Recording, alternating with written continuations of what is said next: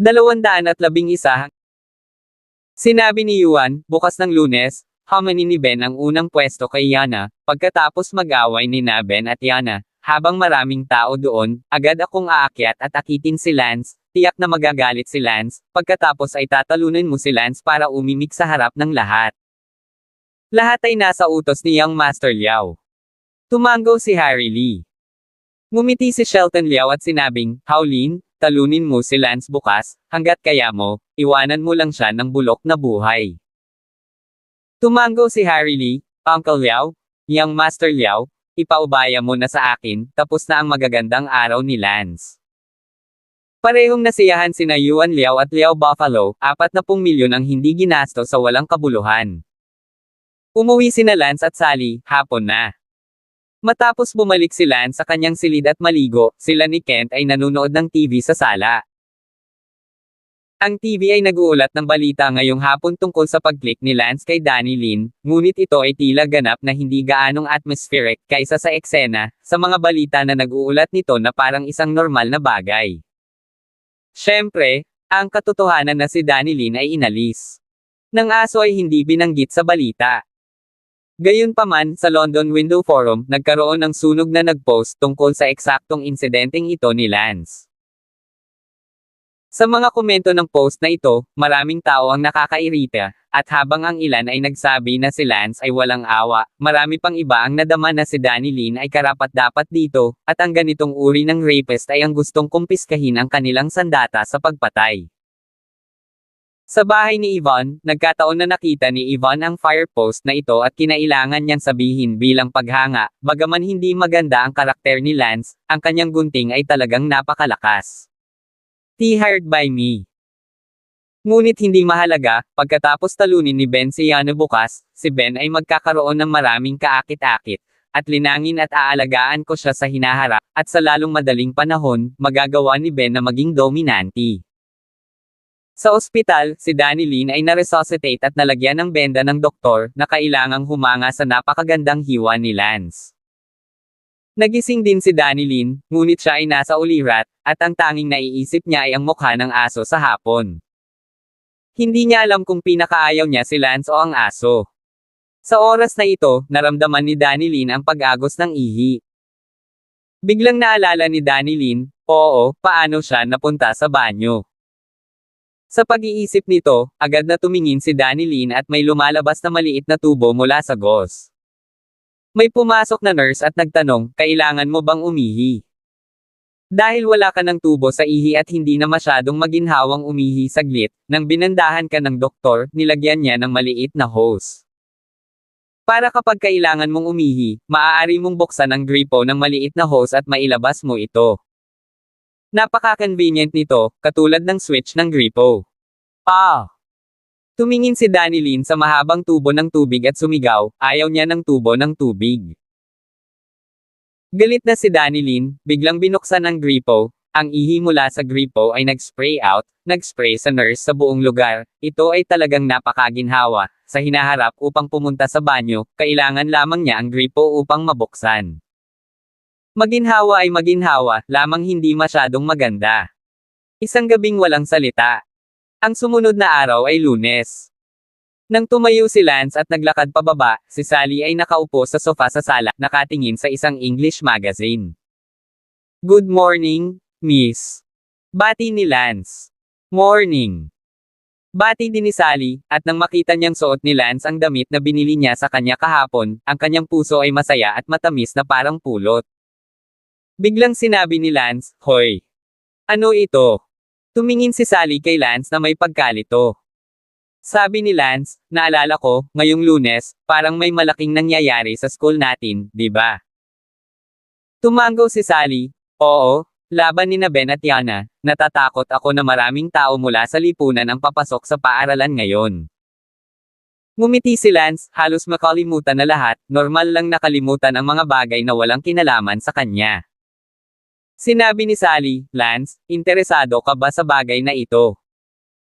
Kung gusto mong makita ang tunggalian ni na Ben at Yana, kailangan mong magmadali o kailangan mong pumunta ngayon, kung hindi, tapos na ang lahat. Ngumiti si Lance, hindi ako magsisinungaling sa iyo, mukhang may interes ito, iniisip ko kung matatalo ba talaga ni Ben si Yana. Then let's go now. Walang almusal. Good. Tumango si Lance. Kumuha si Sally ng 2 bote ng gatas, pagkatapos ay sumakay sa BMW ni Lance at dumiretso sa paaralan. Nang malapit na kami sa paaralan, maraming nagtitinda ng almusal sa kalye, inihinto ni Lance ang sasakyan at si Sally ay pumunta para bumili ng ilang buns para sa kanilang dalawa. Akala ni Lance ay maaga silang pumunta, ngunit hindi niya inaasahan na ang parking lot sa labas ng paaralan ay puno na ng mga sasakyan. Hindi ko inaasahan na napakaraming tao ang naririto. Sabi ni Lance. Tumawa si Sally, iniisip na medyo naiinip din sila at nagmamadaling makita ang iba na magduduel ng maaga. Ngunit kapag nakikipag-away si Lance kina Ian Zhao at Liao Gayuan, maaga ring dumating ang ibang mga estudyante. Bago dumating sa stadium, nakita ni Lance ang isang malaking lugar ng mga hydrogen balon na lumulutang ng mataas. Mas engrande pa ito kaysa sa huling pagkakataon na banitin ni Liao Gayuan si Lance. Nang dumating ang punong guro ngayon, nagulat din siya na ang larangan ng palakasan ng paaralan ay masisira ng mga estudyanteng ito. Ang larangan ng palakasan ay puno na ng maraming tao sa sandaling ito, at halos puno na ang mga bleachers. Terena, pasok ka na. Sabay na naglakad sina Lance at Sally papunta sa sports field, nang sumigaw ang isang estudyante, nandito na si Tang Mister. Kung tutuusin, sikat si Lance, at pagdating niya, sumigaw ang isang estudyante.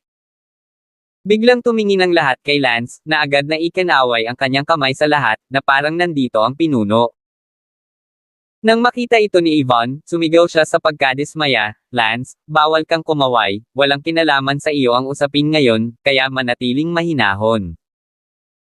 Gayunpaman, bahagya si Lance sa pagwagayway ng kanyang mga kamay at sumigaw din, kumusta mga mag-aaral, kumusta sa mga magulang at kaibigan, magandang umaga sa lahat. Magandang umaga, Tangshan. Magandang umaga sa lahat. Hindi mahirap na trabaho. Galit na galit si Yvonne na gusto niyang tumalon, ang insidente ngayon ay walang kinalaman kay Lance, ngunit napakataas ng profile ni Lance, na tila siya ang pangunahing karakter ng araw na iyon. Nang mga sandaling iyon ay biglang nagpalakpakan ang ilang mga estudyante. Pagkatapos, kahit papaano ay sumunod ang ibang tao at nagpalakpakan, at sa isang iglap, nagpalakpakan ang buong stadium ng mga estudyante pati na rin ang mga tao mula sa lipunan. Ngumiti si Lance at kumaway sa mga tao habang naglalakad, naisip ni Lance sa kanyang sarili, mukhang sikat pa rin si Ben. Sa katunayan, si Lance mismo ay hindi alam na lahat ay pumalakpak dahil nakita nilang nag-click si Lance. Danilin sa publiko kahapon, at lahat ay kailangang humanga sa katapangan na ito. Ito ay isang bagay na gustong gawin ng lahat ngunit walang nang-ahas na gawin, isang bagay na gusto nilang gawin ngunit hindi nang-ahas na gawin, ginawa ito ni Lance, kaya lahat hinangaan ito, at nang makita nila si Lance na darating ngayon, lahat sila ay nagpalakpakan at nagsaya. 212. Si Yvonne ngunit sumabog sa galit, kung bakit laging gustong nakawin ni Lance ang kanyang limelight. Si Lance mula sa pasukan ng stadium, hanggang sa podium ng stadium, ang gitnang distansya na 70 hanggang 80 metro, itong 70 hanggang 80 metro, si Lance ay naglalakad habang nakangiti at kumakaway sa karamihan, habang ang palakpakan ay ginawa. Hindi huminto. Kung tutuusin, hindi ito isang maluwalhating bagay, at ang prinsipal ay nagtatago din sa isang sulok na nanunood ng palihim. Hinailan ni Lance ang upuan at umupo sa podium, agad na lumapit si Yvonne sa galit at sinabing, bawal kayong umupo dito, hindi ito para sa inyo na maupo, mga watchers, humanap ng upuan. Ang kinatatayuan. Tanong ni Lance, kung gayon, sino ang maaaring maupo dito? Para sa malalaking tao ang maupo, tulad ko, tulad ni Ben. Ngumiti si Lance, ngayon mo lang nakita ang kasikatan ko, naglakad ako papasok at walang tigil ang palakpakan, hindi ba ako itinuturing na big shot? Lance, ang lakas ng loob mong banggitin ito sa akin.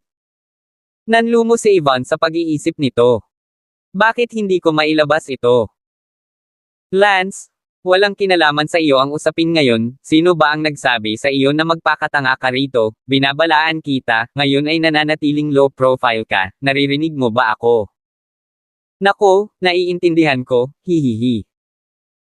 Ngumiti si Lance hehe, hindi nakakapagtakang masama ang hitsura ni Yvonne, ninakaw niya ang limelight ni Ben, ngunit sa pag-iisip tungkol dito, pinaghirapan ni Yvonne na gumamit ng mga sticker ng Pete para makakuha ng ganoong kalaking eksena ngayon, hindi ito para kay Lance para magpakatanga.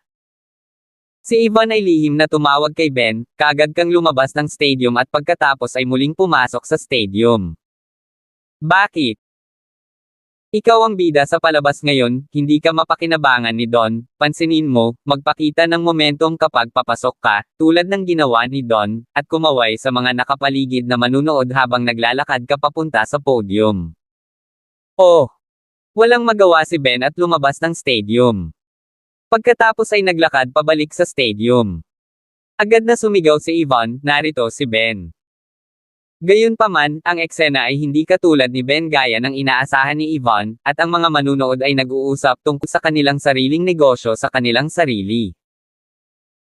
Inisip ni Yvonne na hindi sapat ang lakas ng boses niya at kinuha ang mikropono at sumigaw, atensyon sa lahat, pansin sa lahat, nandito ang pangunahing tauhan ngayon na si Ben, salubungin natin si Ben sa entablado ng may palakpakan. Si Yvonne na mismo ang pumitik at pumalakpak, ngunit walang sumunod sa kanyang palakpakan. Sisubog na ang baga ni Yvonne, bakit si Lance ay pumalakpak ng napakainit, ngayon ang pangunahing tauhan ay si Ben, lahat ba ay nakakuha ng maling tao? Lumapit si Ben sa podium habang kumakaway sa mga nakapaligid na audience, ngunit sa kasamaang palad, walang pumalakpak, wala man lang tumingin sa kanya. Nagmukha itong tanggang kumakaway ng mga braso doon. Parang natatawa si Lance nang makita niyang hindi ibinebenta ng mga tao ang mukha ni Ben, at natutuwa siyang makitang malaki na ang pakiramdam ni Lance. Humingi ng gulo si Yvonne, nanlumo, tumingin kay Lance, nakaupo pa rin sa podium, agad na umalis ka, ang lugar na ito ay hindi para sa mga manunood na maupo. Si Lance ay hinayla ni Yvonne pataas. Sige, huwag mo nang hilahin, aalis lang ako, sino ba ang baalang maupo dito? Naghanda si Lance na umalis sa podium. Bangsak. Sa oras na ito, nakita ni Lance na dumating din si Bella, at agad na naglakad si Lance patungo kay Bella. Bella! Lumapit si Lance kay Bella at tumawag. Lance. Walang kamalay-malay na tumawag si Bella, pagkatapos lamang niyang tawagan ay napagtanto niya na ang pagtawag kay Lance ay medyo malabo ang tono, at namula. Ngumiti si Lance, okay lang, tatawagin na rin kitang Bella simula ngayon. Manam. Tuwang-tuwang tumango si Bella, biglang nakita ang damit na suot ni Lance, hindi ba't ito rin ang damit na binili ni Sally para sa kanya kahapon? Binili ba ni Sally itong damit mo? Tanong ni Kaylee Lee. Oo. Tumango si Lance. Hindi ba sinabi ni Sally na isuot mo ito pagkatapos mong labhan? Nako, gusto ko ang damit na ito, hindi ko ito lalaban, isusuot ko lang. Ngumiti si Lance, ito ang puso ng ginang, nagustuhan ito ni Lance, at hindi na makapaghintay na isuot ito. Malumanay si Bella medyo mapait sa loob, bumili din siya ng isa para kay Lance, sa kasamaang palad, hindi siya maglalakas loob na ibigay ito, kukunin niya ang damit na iyon at itatago sa kanyang tahanan magpakailanman. Sa katunayan, kapag pumunta siya sa pagtulog kagabi, hinawakan ni Bella ang damit na pinili niya buong hapon at umiyak, ito ay palaging isang bagay na siya lang ang nakakaalam. Matapos batiin ni Lance si Bella, tinawag siya ni Dylan at umupo sa isang upuan sa tabi niya. Di nagtagal, si Elsa ang personal na nagmaneho ng kotse at dinala ang kanyang kapatid na si Yana. Nandito na si Elsa. Sa isang sigaw, nakita ng lahat si Elsa na naglalakad papasok sa stadium. Ang pagkakakilanlan ng unang malaking kagandahan sa lungsod ng London ay hindi dapat pabulaanan. Sa sandaling makapasok siya sa stadium, ang buong stadium ay umungal. Tumaas at pumalakpak. Nakita ni Yvonne na nagpalakpakan muli ang lahat, talagang nabalisa, bakit pumasok si Ben sa stadium at hindi nagbigay ng kaunting palakpakan. Sa likod ni Elsa, mayroon ding taong sumusunod. Ito ay ang kanyang kapatid na si Yana. Tanging si Yana ay nakasuot ng maskara ng balat ng tao, naglalakad kasama si Elsa. Sa kaibahan, ito ay talagang pangit. Napakaganda ni Elsa, bakit ang pangit ng kapatid niya? I also think it's strange. Her sister is so beautiful, it's reasonable to say that her sister can't be any worse. Hindi mo alam, hindi ba? Hindi si Yana ang tunay na kapatid ni Elsa, pinsan siya, ngunit ang kanilang mga pinsan ay sobrang malapit sa isa't isa, hindi na sila naiiba sa mga tunay na kapatid. Sa gitna ng talakayan ng lahat, umupo sina Elsa at Yana sa mga stand na pinakamalapit sa stadium, at hindi pumunta sa podium, na parang walang nang ahas na pumunta sa podium para maupo, at sa hindi malamang dahilan, kahit si Song Daitian ay nakasilip sa isang maliit na sulok ng stadium. Ang stadium ay naging mas masikip at hindi nagtagal ay napuno. Sa sandaling ito, sa isang sulok ng stadium, si Yuan Liao, Liao Buffalo, at ang bodyguard ni Yuan Liao na si Harry Lee, ay tahimik na nakatayo doon. Lumipat ang tingin ni Yuan sa isang tiyak na kinatatayuan, si Lance, na mukhang nanunood ng saya, at ngumuso si Yuan. Lance, tiyak na hindi mo alam na may malaking problema ka ngayon. Tumingin din si Liao Buffalo kay Lance na may malungkot na tingin at sinabing, ang paghihiganti ng aking anak na binugbog at pinahiyan niya sa publiko noong nakaraang pagkakataon ay dobleng ibinalik sa kanya ngayon. Tiningnan ng bodyguard na si Harry Lee si Lance at sinabing, siya ba ang Lance na iyon? Ha? Akala niya ay may 3 ulo at 6 na braso, ngunit isa lang siyang ordinaryong tambay. Tiningnan ni Elsa ang masiglang eksena at sinabi sa kanyang kapatid na babae, Yanner, magmadaling lumabas at tapusin si Ben, huwag makaapekto sa normal na kaayusan ng paaralan, matapos ng maaga at ang mga estudyante ay babalik sa klase ng maaga. 213. Mabuti. Sa isang tango ng kanyang ulo at isang punto ng kanyang mga paa, si Yana ay tumakbo mula sa kinatatayuan patungo sa gitna ng stadium. Tumahimik ang sports field. Ben, lumabas ka? Ako, si Yana, ay matagal nang hindi nakikipaglaban sa sinuman mula sa paaralan, tingnan ko kung talagang malakas ang unang taong maglakas loob na hamanin ako ngayon. Sabi ni Yana, na dumudulas ng isang slim sword hilt sa kanyang manggas, na may swoosh, isang matalim na sword hilt ang lumabas, ang paggalaw ay napakabilis at pare-pareho, medyo maganda sa poster napakadalubhasa. Ang mga mata ni Lance ay tumingin kay Yana, mula sa kanyang paglipad na poster at iba pa, maaaring husgahan ni Lance ang lakas ni Yana, talagang malakas, karapat-dapat na maging una sa listahan ng eksperto sa henyo ng Palanan High School, maraming beses na mas malakas kaysa sa pangalawang lugar. Na si Fang Shu. Agad na sinabi ni Yvonne kay Ben, ikaw ang bahala, halika na. Sa isang tango, tumalon si Ben sa magkabilang paa at bumaril mula sa podium, bumaril ng 7 o 8 metro ng sabay-sabay, pagkatapos ay lumapag sa lupa gamit ang isang takong, pagkatapos ay isang espada ang biglang lumitaw sa kanyang kamay at lumipad sa gitna ng stadium sa isang kisap mata. Natahimik ang lahat, tanging sina Ben at Yana lang ang nakatayo sa gitna ng stadium, isang silangan at isang kanluran, mga 20 metro ang layo sa isa't isa.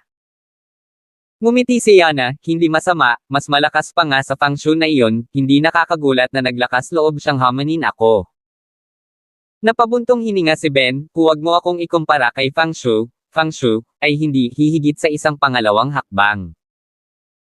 Si Fang Shu, na nakatayo sa karamihan ng mga oras na ito, ay mukhang malungkot at nagmura, grass malik si Ben, kailan mo ba ako natalo sa isang galaw at isang segundo? Si Fang Shu ay naging napakaloki kamakailan, higit sa lahat dahil siya ay binugbog ni Lance noong araw na iyon at hindi na nang ahas na maging high profile. Ngunit hindi ko inaasahan na babanggitin ni Ben ang kanyang pangalan para tapakan. Sa napakalaking eksena, biglang napuno si Fang Shu ng sama ng loob kay Ben. Isang segundo upang tandaan na basahin ang libro. Bahagyang ngumiti si Yana, ito ay isang ngiti na puno ng kumpiyansa. Itinaas ni Yana Ton ang kanyang espada, ang kanyang kahangahangang katawan na ipinakita. Maraming tao ang naawa na ang napaka-sexy at matambok na katawan ni Yana ay ipinare sa isang mukha na napakakaraniwan, kahit medyo pangit. Halika, Ben. Sabi ni Yana. Agad na sumugod si Ben patungo kay Yana. Iniklik din ni Yana ang kanyang mga paa, inilapat ang kanyang gun, at lumipad sa damuhan. Dang! Nag-intersect ang kanilang mga espada sa isang iglap, nagpapadala ng nagsasalpukan na kislap ng ginto at bakal.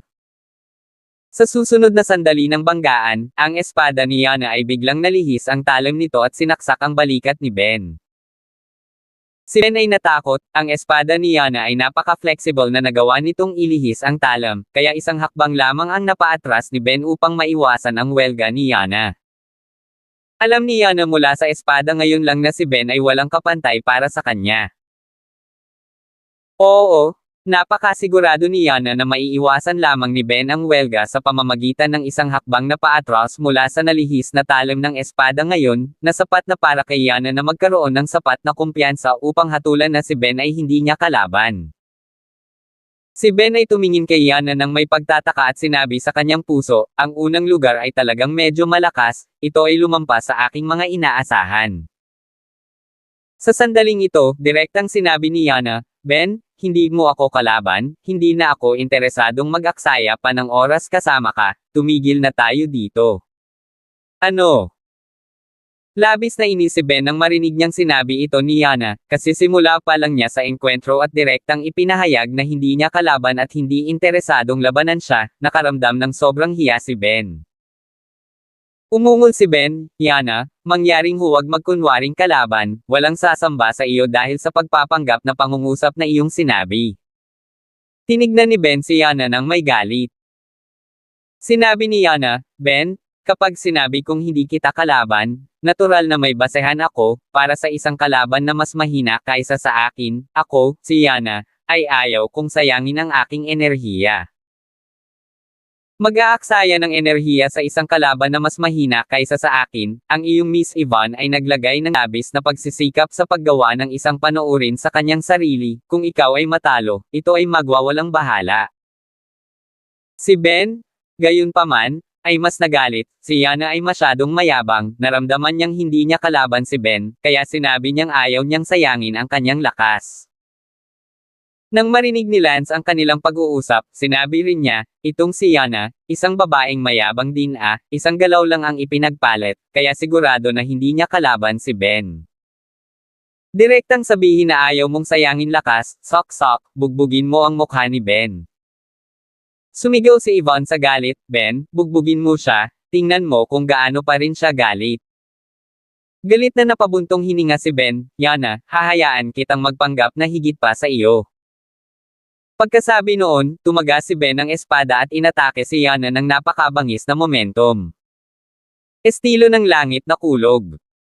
Nanginginig ang espada ni Ben, na parang naglalabas din ng galit ang espada, na pinatay si Yana sa isang matinding hampas. Dang! Hinarang ni Yana ang espada habang inaalis ang puwersang dala ng espada ni Ben, masyadong nagmamadali si Ben sa espadang ito, dahilan para mawala ng focus ang espada na nasa kamay niya at biglang sumulpot ng kaunti, ngunit hindi kumibo si Yana at dumpenso lang. Inis na inis si Ben sa loob, para bang pinaglalaroan siya ni Yana, ganoon ba talaga siya kalakas? Nagalit si Ben, Yana, kung hindi ka kumilos, huwag mo akong sisihin sa pagiging bastos. Sayang, ganoon din. Bamantong hininga si Yana at naghanda para kumilos. Swoosh!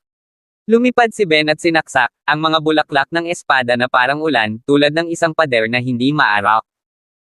Eternal One Sword. Dang! Tanging si Yana lang ang tumama gamit ang isang espada na parang kakaibang pattern ng side na palm unit sa parang ulan na pader ng mga espada ni Ben sa isang iglap.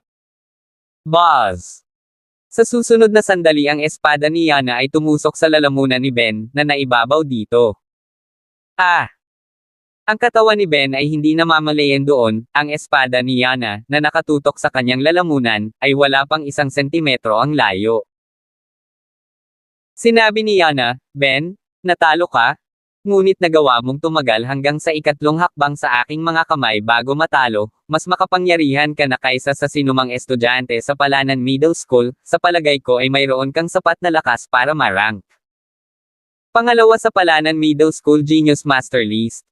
Wow! Isang wow mula sa audience, gumamit si Yana ng 3 galaw para talunin si Ben. Walang masabi si Ben sa sandaling ito, at ang espada na nasa kanyang kamay ay humiwalay sa lupa at yumuko ang kanyang mga tuhod, mahinang bumagsak sa lupa. Tumingin si Ben sa podium, isang bigong miss, ang kanyang puso ay parang isang kutsilyo. Masusing nagset si Miss ng ganoong malaking eksena, ang layunin ay upang manalo si Yana, upang maging numero unong eksperto sa Palanan High School, at bilang isang resulta, 3 hakbang ang nasegendahan, paano niya matutugunan si Miss, Miss nais na ganap na glamorize, at ibabad ito muli. Tinadyakan ni Ivan ang kanyang paa sa galit, paano nangyari ito, kasi simula pa lang matalo, bakit? Si Ben, na puno ng pagkadismaya, ay lumabas ng stadium nang hindi lumilingon. Nakita ni Ivan si Ben nakakalakad lang palayo, sobrang nanlumo, agad na kinuha ang mikropono at inihayag, maghiwa-hiwalay ang lahat, ang tunggalian ngayon, ito na ang katapusan. Sabi ng lahat, sobrang boring, maaga akong dumating at naghintay ng kalahating araw, tapos wala pang 2 minuto na tapos ang laban, sayang. Sabi ng magulang ng isang estudyante, hindi na ako papasok sa paaralan para sa ganitong kasiyahan, nakakatamad. 214. Gayunpaman, kahit na sinabi ng lahat na ito ay nakakabagot, ang lakas ni Yana ay itinuro pa rin sa lahat, ito ay talagang napakalakas, karapat-dapat na maging kapatid ni Elsa. Naglakad pabalik si Yana kay Elsa, nakangiting sabi ni Elsa, tingnan mo, nagpapanggap ka na naman sa paaralan, nasabi ko na nawala ng kalaban-laban mo, at iniisip mo pa rin iyon. May kalaban ka sa maliit na lugar na ito ng Palanan Middle School. Napabuntong hininga si Yana, nakakadismaya para sa akin, naisip ko na si Ben ay magiging karibal sa paghamon sa akin sa ganoong kataas na profile na paraan. Mukhang hindi ko talaga dapat inasahan na makakahanap pa rin ako ng kalaban sa paaralan. Bumalik tayo. Dinala ni Elsa si Yana at naghanda na umalis. Noon pa lang, maghiwa-hiwalay na ang lahat, at biglang sumugod si Yuan sa podium at kinuha ang mikropono para sumigaw, lahat, mangyaring huwag pa kayong umalis, darating pa rin ang excitement. Biglang napatingin ang lahat sa podium, nasa likod pa namin ang excitement. May iba pa ba? Pagtingin sa podium, nakita ko lang na si Yuan iyon. Hindi ba't si Liao Gayuan? Nandito ako noong huling beses na banitin siya ni Lance, at hindi mo pa natapon ng maraming putik si Lance. Huminto ang lahat at tumingin kay Yuan.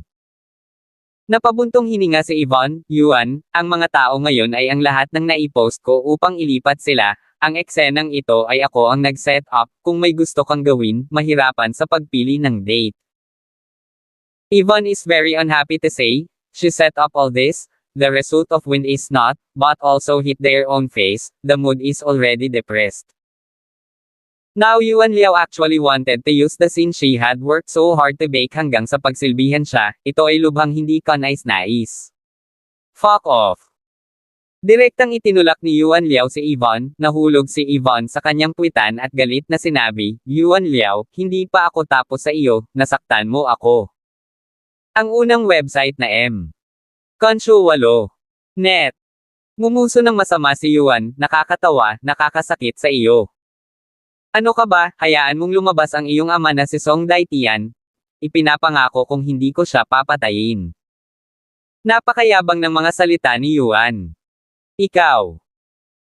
Bumantong hininga si Yvonne at tumingin kay Yuan, umalis si Ben sa stadium sa negatibong mood, hindi alam ng tatay niya kung saang sulok ang nanunood, at sa huli ay nagsumikap siya at gumamit ng iba. Nakaramdam ng hinanakit si Yvonne, nanlabo ang kanyang mga mata. Tila sinasabi ng mga manunood na si Yuan Liao ay hindi rin isang lalaki para itulak ang mga babae. Ngayon lang gustong bugbugin ni Yuan si Lance, kaya hindi na niya masyadong pinansin at sumigaw kaagad, excuse me, nandito ba si Tang Damas? Natigilan ang lahat, Don Domby. Sino ito? Baka kagagaling lang niyang bugbugin ni Don Lance at may lakas pa siyang loob na tawagan si Don Damas. Muling sumigaw si Yuan, tama, Tang Silibi si Lance. Tang Silibi, lumabas ka, ikaw ang tinawag, alam kong nandito ka. Narinig ng madla ang pangalan ni Lance at naging interesado, hindi, mas interesadong maging tiyak kaysa sa tunggalian ni Ben at Yana ngayon lang. Mismong si Lance ay hindi inaasahan na si Liao Gayuan na naman ang nagsusungit sa kanya, akala niya ay walang kinalaman sa kanya ang pangyayari ngayon, siya ay isang manunood lamang, ngunit hindi niya inaasahan na ito ay may kaugnayan muli sa kanya. Lance, walang pagpipilian, napakaraming tao ang narito, kinailangan ni Lance na ipakita muli ang kanyang mukha. Tumalon si Lance mula sa stand, tumayo sa stadium, tumingin kay Yuan Liao sa podium, at sinabing, Yuan Liao, bakit mo ako hinahanap? Nakita na ngayon ni Yuan Liao ang kalmadong hitsura ni Lance, 10,000 na malungkot, talagang gustong pumunta sa kanya para kumain ng dumi. Sinabi ni Yuan Liao kay Lance, silitang. Huwag kang tumakbo kung may lakas ka ng loob ngayon. Yuan, napakabilis ba ng huling sakit? Tanong ni Lance, hindi alam ni Lance kung bakit siya biglang naging mayabang ngayon. I'm good you idiot Lance, mayabang ka pa, makikita ko kung gaano kayabang mamaya. Ibinigay ni Yuan Liao ang gitnang daliri kay Lance, lahat ay nagulat nang makita itong mayabang na hitsura ni Yuan Liao, ang mga kasanayan ba sa martial arts ni Yuan Liao ay napabuti ng husto sa loob lamang ng ilang araw. Nakita ni Lance na si Yuan Liao ay hindi nakakita ng ganoong kanga sa loob ng ilang araw, ngunit isang subo din ng isang tang-idiot kaysa, at sa kanya upang ibigay ang gitnang daliri, tingnan ang pakiramdam ng labis na pagkabalisa. Nakalimutan na yata nitong apo ang mga pangyayari noong nakaraang linggo. Ang kumpanya ay nasa proseso ng pagbuo ng bagong produkto sa nakalipas na 2 taon, at nagtatrabaho sa pagbuo ng bagong produkto sa loob ng mahabang panahon. Magsasalita na sana si Yuan, tanga. Pa! Biglang, isang piraso ng putik ang lumipad at direktang lumipad sa bibig ni Yuan, pinatigas ang kanyang mga salita. Ma'am! Sabay-sabay na nanlaki ang mga mata ni Yuan, na para bang may malaking subo sa kanyang bibig.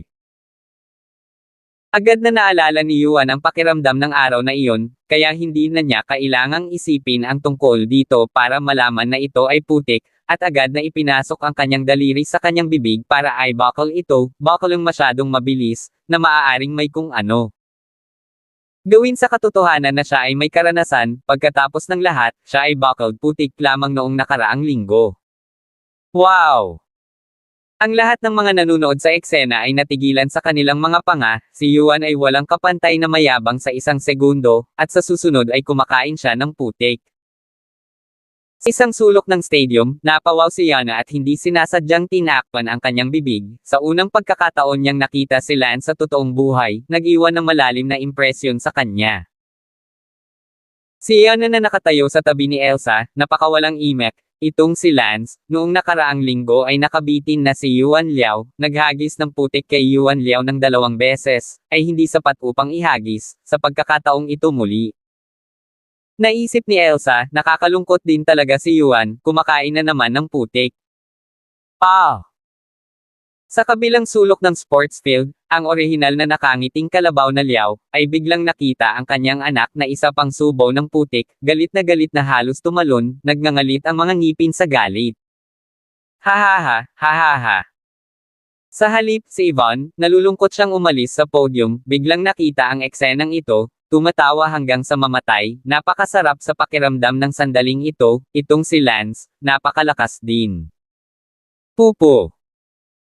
Si Yuan Liao ay karapat-dapat na maging isang taong may karanasan sa buckling putik, at natapos na agad na bumuka ang bibig na puno ng putik, iniangat ni Yuan Liao ang kanyang ulo sa galit at tumingin kay Lance at umungal, Lance, hindi pa ako tapos sayo.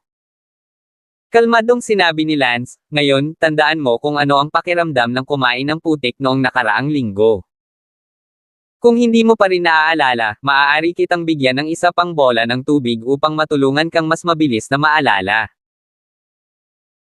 Sa sandaling ito, isang lalaki na humigit kumulang 25 o 26 na taong gulang, ay umakyat sa podium at inabot kay Yuan Liao ang isang bote ng tubig, habang tinatapik ang balikat ni Yuan Liao at maaliwalas na sinabi, Young Master Liao, magmumog ka muna ng tubig, at ipaubaya sa akin ang lahat pagkatapos nito. Itinuro ni Yuan Liao si Lance habang siya ay nagmumog at umuungal, tuyuan siya hanggang mamatay, tuyo siya hanggang mamatay. Ngumiti si Harry Lee at sinabing, natural iyon. Lahat ay naguguluhan na napatingin sa binata, sino siya?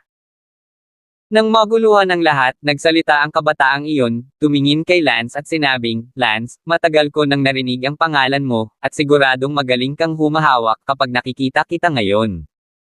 215. Tanong ni Lance, gusto mo rin bang kumain ng putik? Ikaw. Galit na galit ang puso ni Harry Lee. Kung gusto mo ring kumain ng putik, sabihin mo lang ito ng mabilis at huwag magsalita ng maraming magalang na salita. Sabi ni Lance. Mapanghamak na sinabi ni Harry Lee, sa iyo, wala kang ganoong kakayahan para kainin ako ng putik. Pa! Hindi pa nakapagsalita si Harry Lee nang biglang may naramdaman siyang lumipad sa kanyang bibig. Sinabi ni Lance, sabihin mo, magpatuloy sa pagsasalita. Pupo. Napuno ng galit si Harry Lee at mabilis na niluwa ang putik sa kanyang bibig. Sasabihin niya, dahil wala ka pang kakayahan para kainin ako ng putik, ngunit bilang resulta, ang lumipad ang putik sa kanyang bibig bago siya matapos magsalita. Harry Lee ang galit na iyon, lahat ng ito ay dahil sa pabaya niya, kung hindi, paano siya itatapon ni Lance? Ang mga tao ay hindi alam kung ano ang sasabihin sa sandaling ito, inisip na si Yuan Liao ay nakahanap ng isang mas makapangyarihan, ngunit sino ang nakakaalam na sa isang kisap mata ay nakakain din siya ng isang subo ng putik. Yuan Liao nakita ang kanyang bodyguard din kumain ng putik, biglang nadama kaya nahihiya, siya kumain ng putik kahit na, ngunit siya Harry Lee din sumunod sa kumain ng putik kung ano ang nangyayari, hindi nais na matalo ang Tae Lance. Galit na galit ang puso ni Harry Lee, namumula at sumisigaw, Lance, ako, Harry Lee, huwag kang papatayin ngayon, susundin ko ang iyong apelyido, huwag tumakbo kung may lakas ka ng loob. Gulat na gulat ang mga tao, parang galit talaga sa sukdulan, lahat sila ay nagbanta na papatayin. Tandaan ang URL. Konsyo 8. Net. Tumawa si Lance at sinabing, idiot. Ang pagbulyaw ni Lance ay lalong nagpagalit kay Harry Lee, dahil ang nakakalokong parirala ni Lance ay parang hindi niya ito sineseryoso at tinutuya siya. Pupuntahan kita, walang pipigil sa akin ngayon, papatayin ko siya. Lance, huwag kang tumakbo kung may lakas ka ng loob.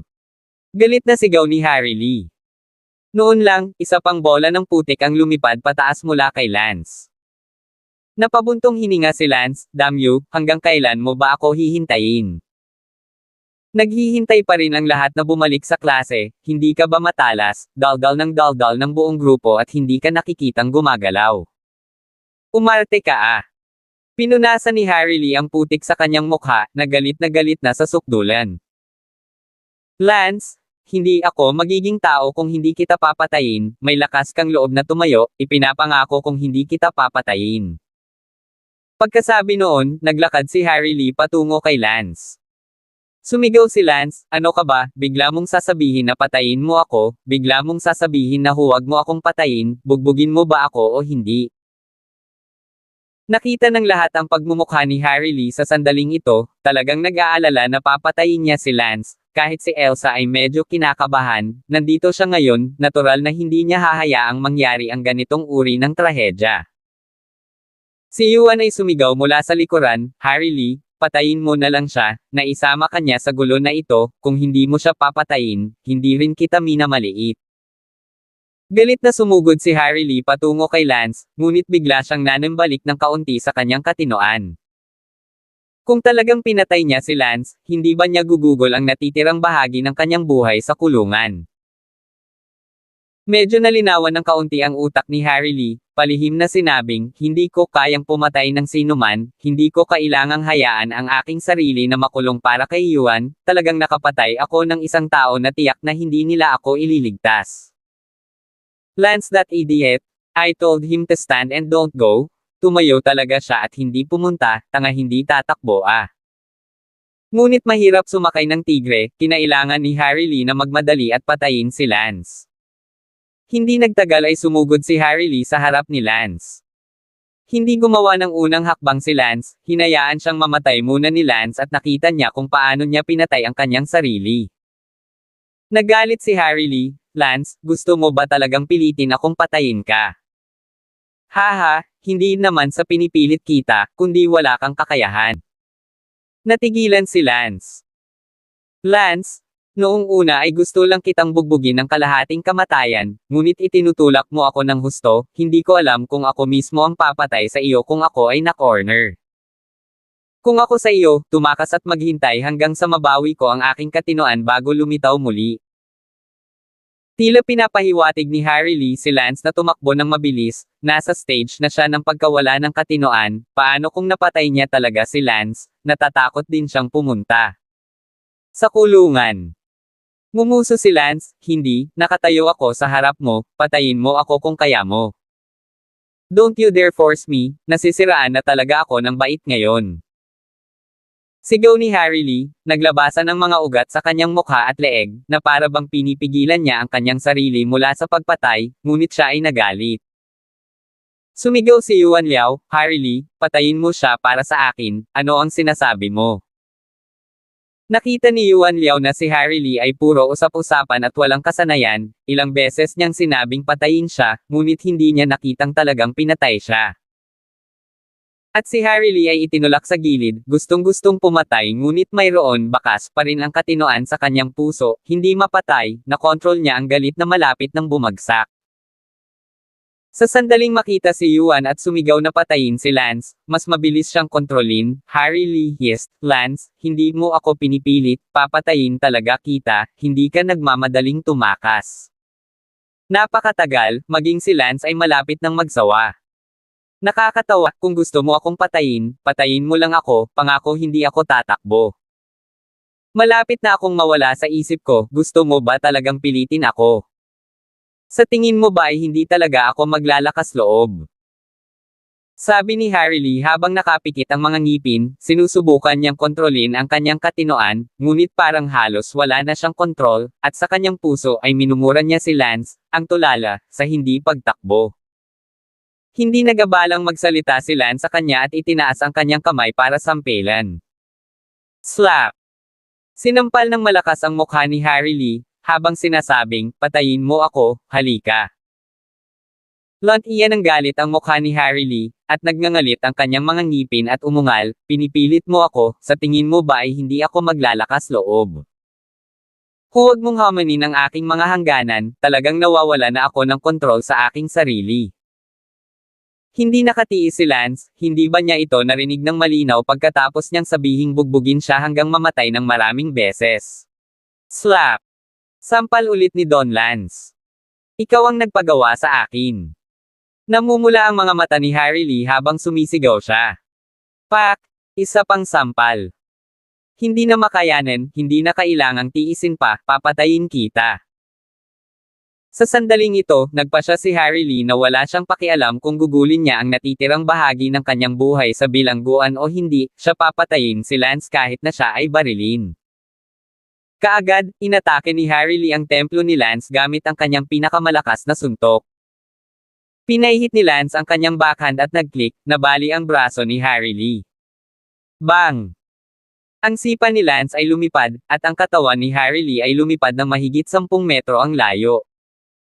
Gamulong si Lance ng ilang beses at inabot ang sakong ni Harry Lee, natapakan ang tiyan ni Harry Lee.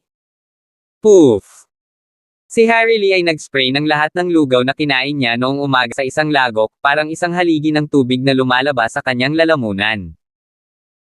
Nakita ni Lance na ito ay magwiwisik sa kanya, at mabilis na tumalikod, at ang lugaw na iniluwa ni Harry Lee ay dumapo lamang sa isang plastic bag sa lupa. Mga butil ng bigas, pula ng itlog, nguya ang fries, at latak ng tsaa, tang tiningnan ni Lance ang isinuka ni Harry Lee at halos mamatay sa pagkahilo. Tinakpin ni Harry Lee ang kanyang tiyan at gamulong-gulong sa lupa, ang sipa ni Lance na ngayon ay halos madurog ang kanyang tiyan. 216. Hindi na muling umakyat si Lance at sinabing, hindi ba sabi mo papatayin mo ako? Bumangon ka, huwag kang magpigil, patayin mo ako. Narinig ni Harry Lee ang panunuya ni Lance at tila biglang nagising sa sandaling ito. Ito pala. Lumalabas na ang lakas ni Lance ay hindi tulad ng iniisip niya, ito ay nasa antas 20 lamang, salamat sa katotohanan. Na pinagtityagaan na lang niya ang sarili na pigilan ang sarili na masiraan ng loob at makapatay talaga ng tao, biro pala ito, hindi siya kapares sa iba. Sa karamihan ng tao, si Leo Buffalo ay nadismaya nang makita niya kung gaano ka-vulnerable si Harry Lee, at naisip na kaya niyang talunin si Lance para mag-shit sa pagkakataong ito, ngunit lumalabas na mas malakas pa si Lance kaysa kay Harry Lee. Ang kumpanya ay nasa proseso ng pagbuo ng bagong produkto sa nakalipas na ilang taon, at nagsusumikap na bumuo ng bagong produkto. Wala akong sasabihin, ngunit may sasabihin ako. Ibangon mo ako at bastyusin si Tang Damas. Nakita muli ni Lance si Yuan na isang subo ng Tang Dumbi, at nagalit, tumingin sa almusal na iniluwa ni Harry Lee sa lupa, at biglang kinuha ang almusal na iyon at itinapon kay Yuan. Galit si Yuan Liao na patuloy na sumigaw sa kanya, biglang may nakasabit na plastic sa mukha niya, sabay lagay ng kung ano sa plastic bag, medyo mainit pa, biglang bumuho sa lalamunan niya. Liao Ritian Jiao agad na hinubad ni Yuan ang plastic bag sa kanyang mukha at nakitang ito ang almusal na iniluwa ni Harry Lee. Lance, damo ba kita? Nagiging berde na ang baga ni Yuan sa sandaling ito, ang nakakadiri na almusal na isinuka ni Harry Lee ay ibinato sa kanyang bibig ni Lance, na hindi sinasadyang nakagat sa kanya upang kumain. Aw! Yumuko si Yuan para sa muka, ngunit nasa tiyanan niya ang almusal at hindi na maibabalik. Tinakpan ng buong audience ang kanilang mga bibig, nakaramdam ng pagkahilo, at may ilang mga batang babae na hindi napigil ang samuka na. Nang makitang hindi siya makasusuka, nawalan ng malay si Yuan at nagmamadaling lumapit kay Lance. Lance, papatayin kita. Si Yuan, na nawalan na ng malay, kung saan iisipin na hindi niya matalo si Lance. Isang segundo upang tandaan na basahin ang libro. Nagbabala si Lance, Yuan, ipinapayo ko sa iyo na huminto ka rito at huwag nang bumalik. Sumugod si Yuan sa harap ni Lance at sinuntok siya. Lumipad si Lance at sinipa si Yuan 20 metro ang layo. Sa sandaling iyon, may lumitaw na lalaki sa tabi ni Yuan at tinulungang tumayo si Yuan, si Liao Buffalo iyon. Papa, papatayin ko siya. Sabi ni Yuan Liao. Sinabi ni Shelton Liao, nawala na ako ng sapat na mukha ngayon, bumaba ka muna, halika, ang utang na ito ay malulutas sa kanya ng dahan-dahan. Pagkatapos sabihin iyon, naglakad si Shelton Liao patungo kay Lance. Lance! Kinagat ni Shelton Liao ang kanyang mga ngipin at sinabi. Tumingin si Lance kay Shelton Liao at nagtanong, may mali. Lance, sunod-sunod mong binubuli ang anak ko, hindi maaayos ang account na ito. Sinabi ni Lance, Leo Buffalo, hindi ka bulag, hindi ba? Hintayin mo ako. Kumikislap ang mga mata ni Shelton Liao na may layuning pumatay. Hindi ba ako tatayo dito at maghihintay? Naiinis na sabi ni Lance. Tumingin si Shelton Liao kay Harry Lee at sinabing, bigo mo ako. Tito Liao, pasensya na, hindi ko rin akalain na ganoon pala siya kalakas. Si Liao Shuinyo ay mukhang malungkot at sinabing, huwag mo na akong masyadong ipaliwanag, umalis ka sa London City. Liao. Sa kasamaang palad, dumiretso ang kalabaw ng Liao. Galit na hinampis ni Harry Lee ang isang kamao, talagang impersonal, sinabi rin kahapon kung ano ang bata at ang kanyang ama ay ang parehong pantalon. Maghiwa-hiwalay na ang lahat. Sa oras na ito, tila may iniisip si Yana. Nagtanong si Elsa, ano ang iniisip mo? Sinabi ni Yana, ate, gusto ko talagang makipag-away kay Lance. Natigilan si Elsa, nakikipaglaban kay Lance, hindi rin niya inisip iyon. Kalimutan mo na ito, si Lance ay nasa parehong antas lamang ni Ben, hindi ka makakahanap ng kalaban sa Palanan High School, huwag sayangin ang iyong enerhiya, gabi na, hayaan ang mga estudyante na bumalik sa klase. Payo ni Elsa. Hindi, gusto kong subukan si Lance. Nagpa siya si Yana na lalabanan niya si Lance ngayon, naisip niya noon na hanapin si Lance para putulin ang kanyang ngipin sa ibang araw. Si Yana ay labis na nadismaya sa Palanan High School, naghahanap ng walang kalaban-laban. Lahat, huwag kang umalis, hindi pa tapos. Naglakad si Yana sa podium at kinuha ang mikropono at sumigaw. Ang dami-daming papaalis na may narinig na sumisigaw na hindi pa tapos at agad na tumigil, bakit hindi pa tapos, may mas exciting pa ba? Si Yana lang ang nakatayo sa podium. Hindi nagtagal si Yana at direktang sinabi, Lance, interesado ka bang labanan ako? Nang marinig ng lahat na gustong makipag-away ni Yana kay Lance, lahat sila ay napawaw, na para bang inaabangan nila ito, at talagang may mas kapwa na panabik na darating. Medyo nakaramdam ng inis si Lance nang marinig niyang sinisigaw ni Yana ang kanyang pangalan at gustong makipaglaban sa kanya. Mayroon bang anumang interes na labanan si Yana? Seryoso, hindi interesado si Lance. Bakit? Dahil alam na alam ni Lance na si Yana ay walang kalaban-laban para sa kanya, kahit ang kanyang kapatid na si Elsa ay hindi kayang talunin si Lance, pabayaan siya. Para kay Lance, ang pakikipaglaban kay Yana ay isang pag-aaksaya lamang ng oras. Nang makitang si Lance ay nakasimangot lamang at nanatiling tahimik, ang pag-iisip ni Yana na labanan si Lance ay lalong lumakas at muling sumigaw, "Lance, interesado ka bang labanan ako, Yana?" Agad na umupo muli ang mga manunood at tumingin kina Yana at Lance nang may matinding pananabik. Gayunpaman, huminga si Lance, hindi interesado. Natigilan si Yana, hindi inaasahan na sasabihin lang ni Lance na hindi siya interesado. "Lance, bakit hindi ka maglakas loob na labanan ako?" Tanong ni Yana. Medyo nairita si Lance at sinabing, "Dahil hindi ako interesado." Nako, kakaiba ang pakiramdam ko. Ako, si Yana, ako ang numero 1 eksperto sa henyo sa Palanan High School. Hindi ka man lang interesadong kalabanan ako, ito man ay dahil hindi ka talaga interesado o kung may iba pa.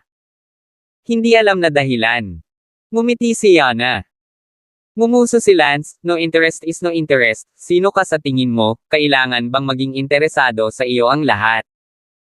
Ang nangungunang henyo ng White Cloud High School. Wala sa paningin ko, sige, babalik ako sa klase kung okay lang. Huwag mong i-delay ang oras ng klase ng lahat. Kung saan payag si Yana, malakas niyang sinabi, "Lance, ipokrito ka." Paano ako ipokrito? Malinaw na wala kang lakas ng loob na kalabanin ako, at nagsasalita ka pa rin ng napakahusay, huwag mong isipin na hindi ko alam na natatakot kang mawala sa akin sa buong pagtingin ng publiko, tulad ni Ben. Kung you don't dare, just say so, bakit ka pa naghahanap ng napakaraming dahilan? Sabi ni Yana at ngumiti, nagpasya siya sa kanyang puso na si Lance talaga ang dahilan nito, sa pangkalahatan imposibleng hindi maging interesado.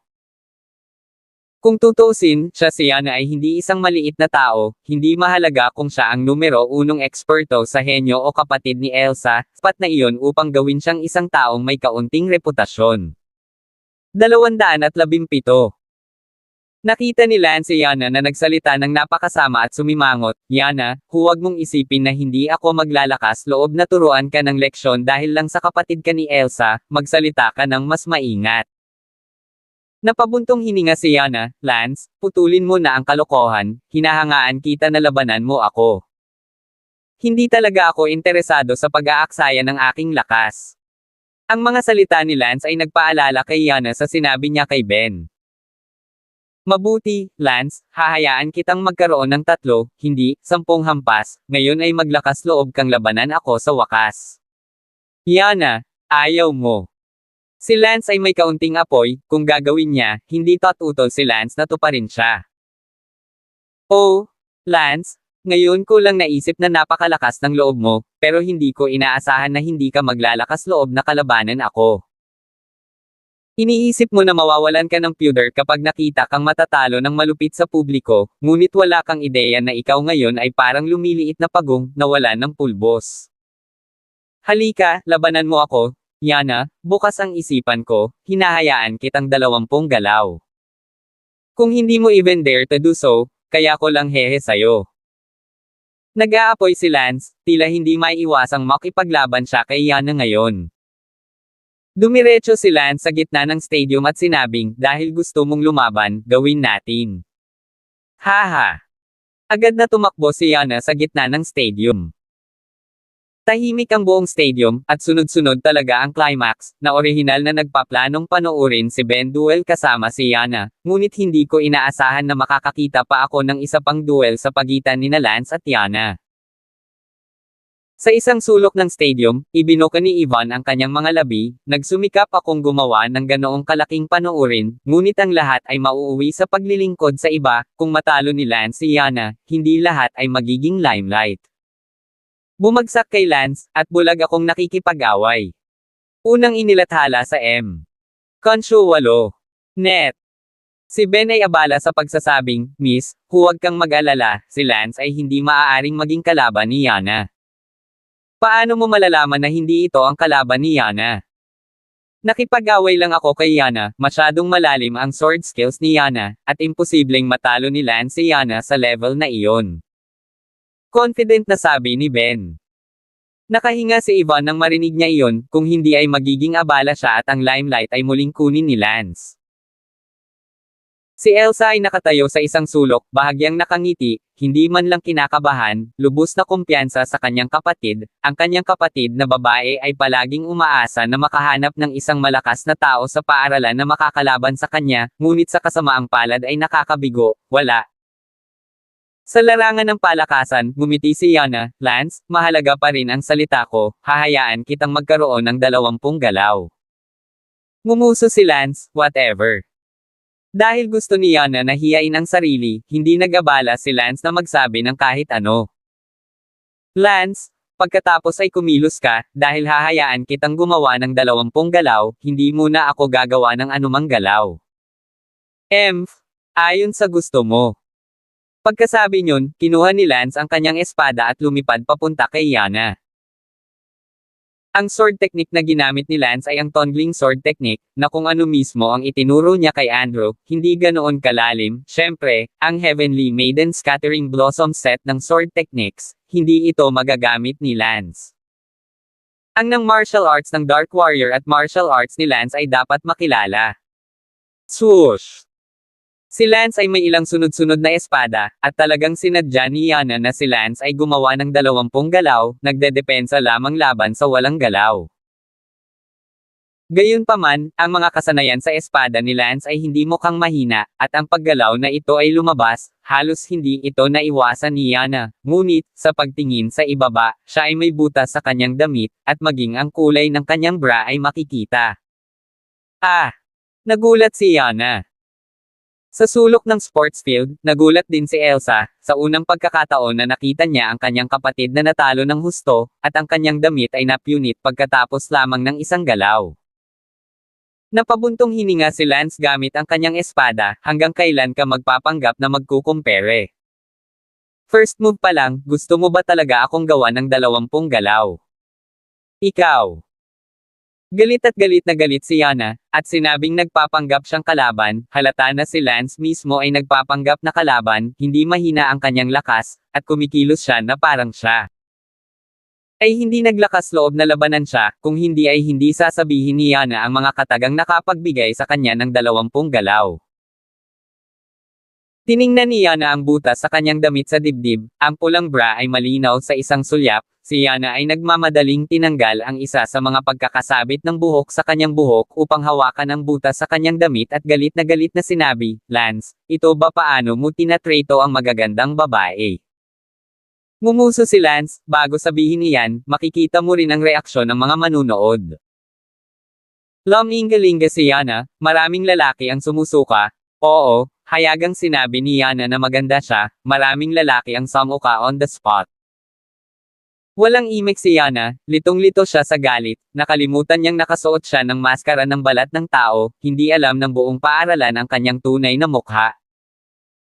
Sinabi ni Lance, ilabas mo ang iyong pinakamalakas na lakas, ayaw kong mag-aksaya na masyadong maraming oras. Ngumuso si Yana, Lance, binutis mo lang ang damit ko, hindi naman sa malakas ka, hinahayaan lang kita. Pero ngayon hindi na kita papayagan, para hindi mo na ako masaktan. Ano pa, pinakamalakas na lakas? Niloloko mo ba ako? Alam mo ba na ang kinuha ko lang sa pakikipaglaban kay Ben ay ang pinakamasamang lakas lamang? Maraming tao sa stadium ang nabigla sa mga salita ni Yana, kaya ang labanan ni Ben at Yana ngayon lang, si Yana ay naglabas lamang ng pinakamasamang lakas, ngunit gayunpaman, ginamit ni Yana ang kanyang pinakamasamang lakas at tinalo si Ben sa 3 hakbang. Oo naman, napakalakas ni Yana, at saglit, napuno ng papuri ang stadium. Ngunit si Ben sa isang sulok ng stadium ay galit na galit, Yana ang pangit na Poki, kung gusto mong makipag-away kay Lance, lumaban ka lang, at kailangan mo akong hilahin palabas at tapakan ang mukha ko ng isang beses. Narinig ni Lance na sinabi ni Yana na noong nakipag-away siya kay Ben, inilabas lamang niya ang kanyang pinakamasamang lakas, at walang bakas sa kanyang mukha, na ikinagalit ni Yana. Si Lance man lang ay naglabas ng nagulat na ekspresyon. Ngumuso si Yana, sige Lance, kung gayon, magkaroon tayo ng patas na laban, gagamitin ko ang eksaktong parehong mga galaw na ginamit ko sa aming tunggalian kay Ben. Whatever. Walang pakialam si Lance kung gaano kalakas ang ginawa niyang hakbang. Swoosh! Ikinumpas ni Yana ang kanyang espada at lumipad pataas sa kanyang mga daliri sa paa, ang kanyang espada ay tumusok ng diretso sa noo ni Lance. Ito ay tila isang napakasimpleng tuwid na ulos, ngunit naglalaman ito ng napakaraming swordsmanship sa loob nito, kahit saang anggulo mo hinaranggan. Ang kanyang espada mula sa, ikaw ay masugitan, at si Ben ay natalo ng kanyang espada noon. Gayunpaman, ang psychic sword technique ni Lance ay tumama kay Yana na parang may kaluluwa ang espada, at ang espada ni Yana ay agad na nawasak, habang ang espada ni Lance ay umabot sa takong ni Yana sa isang kisap mata. Hindi gumalaw si Yana, isang talas ang nakasara sa kanya. Ang espada ni Lance ay nakatutok mismo sa kanyang lalamunan, at ang talas ay nagparamdam sa kanya ng panginginig ng kanyang katawan. Nagulat ang buong pulutong nang makitang inuro ni Lance ang lalamunan ni Yana sa isang galaw. Maging si Elsa ay nakaramdam ng hindi kapanipaniwala, ang sword move na iyon ay ginawa ng kanyang kapatid, bagamat hindi ito ang pinakamalakas na galaw, hindi ito masyadong masama na ito ay nabasag ni Lance at itinutok sa kanyang lalamunan gamit ang isang espada. Tanging si Lance lang ang huminga, kung patuloy mong ilalabas ang iyong pinakamasamang lakas, huwag mo akong sisihin sa pagiging bastos. 218. Namuti ang mukha ni Yana, ang mga salita ni Lance ay tila kirot sa kanyang puso, siya ay palaging isang mapagmataas at tiwala na tao, siya lamang ang nagsabi nito sa iba, walang sino man ang nagsabi ng gayon sa kanya. Mabuti, Lance, ituring mo akong minamaliit ka. Inilayo ni Lance ang kanyang espada at napaatras ng ilang hakbang, hindi niya sinamantala si Yana. Hindi nang ahas si Yana na maliitin si Lance sa pagkakataong ito at handa siyang ipakita ang kanyang pinakamalakas na lakas. Langya 9 style. Si Yana ay kasinggan ng isang lunok nang muling pinatay niya si Lance, at sigurado, ang kanyang espada ay hindi maihahambing sa kanyang ginamit, ang kanyang espada chi ay bumuo ng kakaibang pattern, na para bang ito ay pupunitin ang espada ni Lance. Dang dang dang. Hinawakan ni Lance ang espada sa kanyang kanang kamay, habang ang kanyang kaliwang kamay ay nanatiling hindi nagalaw, ibig sabihin na ang isang kamay ay nakahawak lamang sa espada upang labanan si Yana. Pagkatapos ng tunog ng ginto at bakal, ang espada ni Lance ay madaling nakalusot sa depensa ng espada ni Yana. Nakandam si Yana ng pamamanhid sa hawakan, at sa sumunod na sandali, ang espada sa kanyang kamay ay biglang lumabas sa kanyang kamay. At minsan muli, ang espada ni Lance ay nakatutok sa kanyang lalamunan. Ang katawan ni Yana ay hindi lang nanginginig sa mga sandaling ito, ngunit ang kanyang katawan ay nanlalamig. Kung siya ay itinuro lamang sa kanyang lalamunan ng espada ni Lance, ito ay dahil ito ay hindi isang napakalakas na galaw, ngunit ngayon ang galaw na ito, na isa na sa pinakamalakas niyang galaw, ay binasag pa rin ni Lance ng sabay-sabay, at maging ang espada ay lumipad palabas. Mapatla ang mukha ni Yana, hindi makapaniwala. Itinuro ni Lance ang lalamunan ni Yana at sinabing, Yana, pinagtatawanan mo ako, hindi ba? Sinabi ko lang sa iyo na gawin mo ang iyong pinakamalakas na galaw, at nagpapanggap ka pa ring nakikipagkompetensya sa akin sa pamamagitan ng pagkuha out such a lousy move, sino ang gusto mong harapin? Ikaw. Mamamatay na si Yana sa galit, sinasabi ba ni Lance na nakagawa pa rin siya ng kalokohang panloloko, sarcasm ba iyon? O talagang hindi mo alam na nailabas na niya ang kanyang pinakamalakas na galaw? Tandaan ang URL. Konsyo 8. Net. Muling itinago ni Lance ang kanyang espada at sinabing, Yana, bibigyan kita ng isa pang pagkakataon, kung maglalabas ka pa rin ng napakasamang galaw, Lance ay hindi kita sasamahan, at natatakot ako na maraming tao. Iisipin din ng kasalukuyan na pinaglalaroan mo ang lahat. Oo nga, maraming tao sa eksena ang sumigaw, tama na, Yana, itigil mo na ang pagpapanggap na kalaban mo, bilasan mo at ilabas mo ang pinakamalakas mong galaw. Ang hakbang na ginawa mo kay Ben ay malinaw na hindi kalaban ni Lance, at ikaw. Inilalabas mo pa rin ito para labanan si Lance, iniinsulto mo ba si Lance o binubuli kami dahil hindi kami marunong sa martial arts Yana, ilabas mo ang iyong pinakamalakas na galaw at bugbugin si Lance, sinusuportahan kita. Sumigaw din si Yuan, gusto niyang bugbugin ni Yana si Lance, ngunit palaging hindi lumalabas si Yana na may pinakamalakas na galaw, ginagawang nanlulumo si Yuan. Ngunit sino ang nakakaalam, ang pinaka-depressed ay si Yana mismo, ang mukha na ito ay binugbog ni Lance, hindi sapat para talunin ang sarili, kinaladkad din niya ang napakaraming manunood para lumaban ng sama-sama. Muling umatras ng ilang hakbang si Lance, hindi sinamantala si Yana. Gumawa ka, Yana, sana sa pagkakataong ito, itigil mo na ang pagpapanggap na nagkukumpara at ipakita ang iyong tunay na lakas. Lance, tinuruan mo talaga ako. Ayaw ni Yana na maghanap ng tahi para mag-drill, na ilabas na niya ang kanyang pinakamalakas na lakas, ano pa ang dapat niyang ilabas na mas malakas. Bilang kanyang kapatid, natural na alam ni Elsa ang swordsmanship ng kanyang kapatid, at ngayon ay nanlulumo at natatakot na ang lakas ni Lance ay talagang mas mataas kaysa sa kanyang kapatid. Sa sobrang galit, kinuha muli ni Yana ang espada at inilabas ang isa sa pinakamalakas niyang galaw sa pangalawang pagkakataon, at dahil hindi gumana ang pinakamalakas, maglalabas siya ng isa pang pinakamalakas. Ina ng Taiyang. Sumasayaw na espada si Yana, biglang tumagas ang espadang Chi kung saan-saan, na parang may mabangis na reksyosa na hamarang sa kanyang harapan, ang hakbang na ito ay hindi lamang sobrang lakas sa opensa, kundi sobrang lakas din sa depensa, kumpara sa just that one move lang yan 9 stances, it was not inferior at all. Si Lance ay pumwesto, isang gumagalaw na paggalaw ng tongling sword technique, at sa isang atake ng espada, ang sword chi sa paligid ng katawan ni Yana ay sumambulat na parang tumutulo na lobo.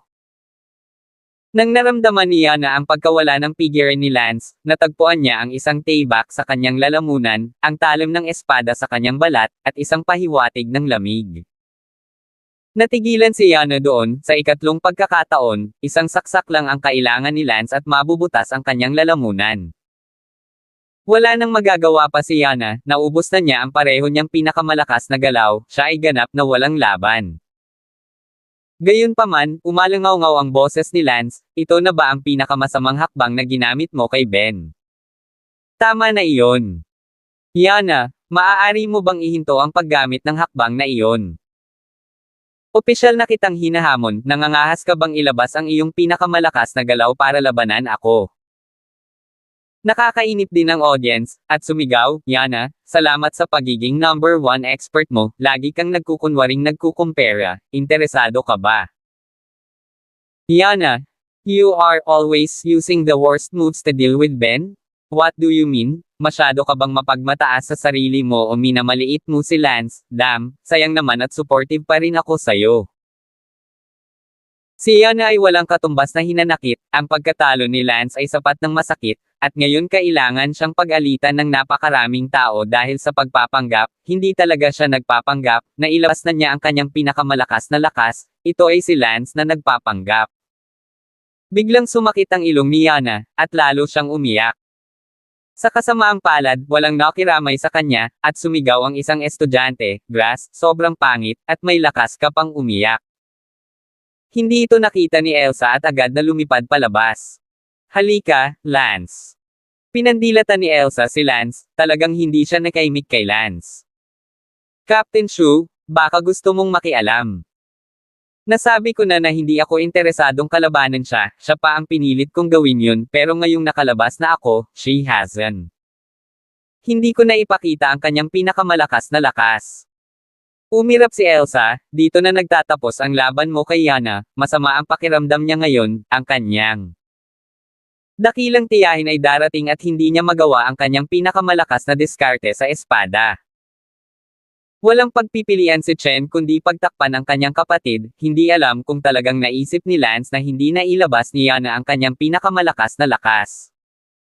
Napakamayabang na hamanin ako kahit na masama ang pakiramdam mo. Inalis ni Lance ang kanyang espada. Ang mga manunood ay pinanood ang kapana-panabik na tunggalian na nawawala at sumigaw sa sama ng loob, ang aking damo, kapag ito ay kapana-panabik ay wala na. Kapag hindi dumating si tita, dapat sa ganitong oras. May isa pang estudyante na galit na nagsabi, napakapangit tingnan, at may lakas pa ng loob na lumapit sa tita, damo ko. Ang ibang estudyante, hindi talaga maganda ang kalidad, hindi ba sila makapunta sa tita nila dahil pangit sila? I'm not feeling well, and I'm not able to duel kahit na ang lakas ng loob kong sisihin ang iba. Sumigaw si Elsa, ano ba ang ingay, huwag ka nang bumalik sa klase. Nakita ng karamihan ng mga estudyante na galit si Captain Shu, at biglang lumabas ng stadium sa kulay abo na paraan, pakiramdam na hindi pa sila nagsasaya, at ayaw pang bumalik sa klase, nagrereklamo pa rin sa kanilang mga bibig. Tungkol sa kung bakit si Yana ay may tiyahin ngayon.